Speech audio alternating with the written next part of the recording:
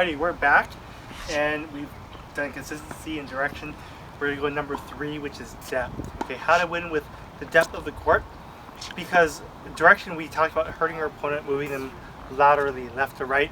Now we're going to talk about hurting them vertically. And see, a lot of times the opponent will have you pinned, whether it's deep in the court, whether it's pushing you back deep, where you don't have much of the angle to work with, as we talked about. The further back you move, the more your angle shrinks compared to the further up into the court you go, right? So if they have you deep, or if they hit the ball right up the middle and take away your angle, a lot of times you have to, again, win with depth.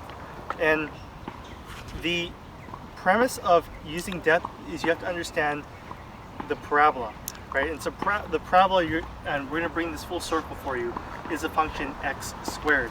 And so the bigger the parabola is, just think of a lob, the bigger of a parabola is, the exponentially bigger it gets, right? So if you hit a lob from deep into the court, it's a much higher lob. If you hit a small lob like a drop shot, we're going to show you it's a much smaller lob. But that bounce is exponentially larger or exponentially smaller depending where you hit it at, right? Because with depth, where a lot of times, especially with using depth and height, we're using gravity.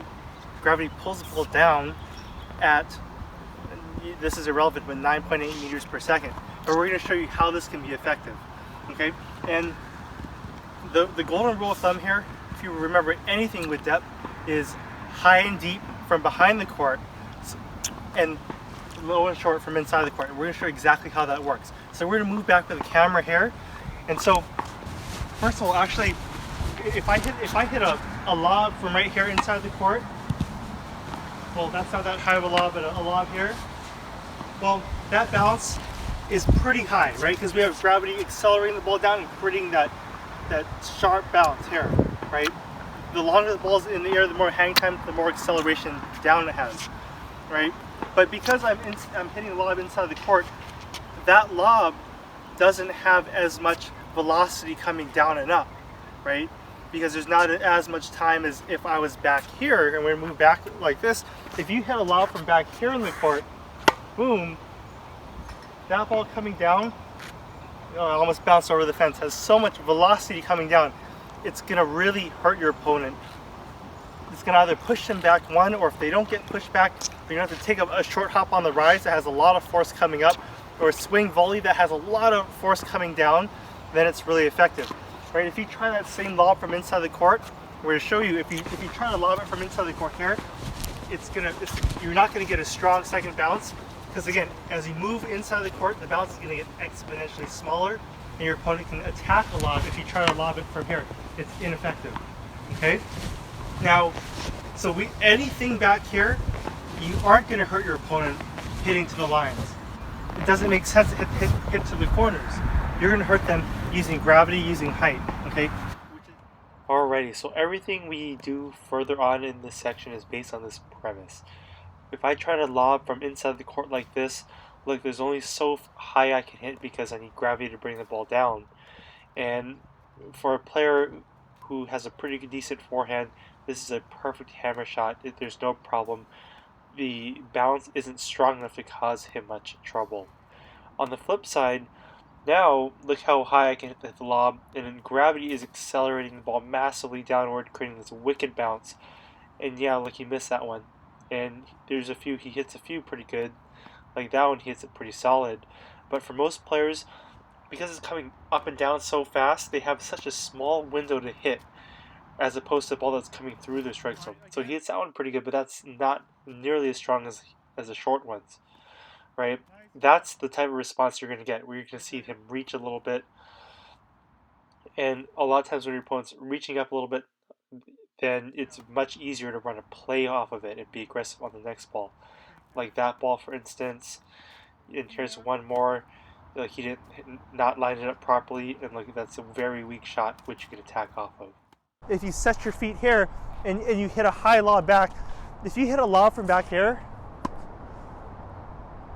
that will be devastating. Okay, that bounce is devastating because, again, more effective lob from back here. You're using the depth. Now you're playing that pusher, and it's equivalent. That ball, in terms of the strength, is like it's just like you hit a ball 90 miles an hour and you ripped it. Okay, now that you're gonna have to like hit a short hop on the rise, or they're gonna be pushed back like this, and the bounce is gonna be huge because you use that their first ball, their first lob, to give yourself even a better position for a second lob. That's called the lob relob play. Okay, and so then after you hit that relob, then you can move in right here and look to attack. So that's the second play to beat the pusher. You have to get them out of that sort of neutral position of just hitting, lobs or moon balls from the baseline. All right, now we're going to show you depth at work on the lob relob play. Now on this first one, like hitting hard like that from 10 feet behind the baseline, yeah, if you hit it hard enough, sure, it can do damage, but it's not going to do much damage. All right, when you do a lob relob like this, now you see that first lob coming, and because you hustle back and you can hit that second lob from an even deeper position with top spin, look how devastating that bounce is. And unless your opponent is incredibly skilled, he's going to produce a slightly weaker response for which you can step in and drive the ball. And either one, take control of the point, or two, even if you don't win the point from that situation, you can turn this game from like a pusher.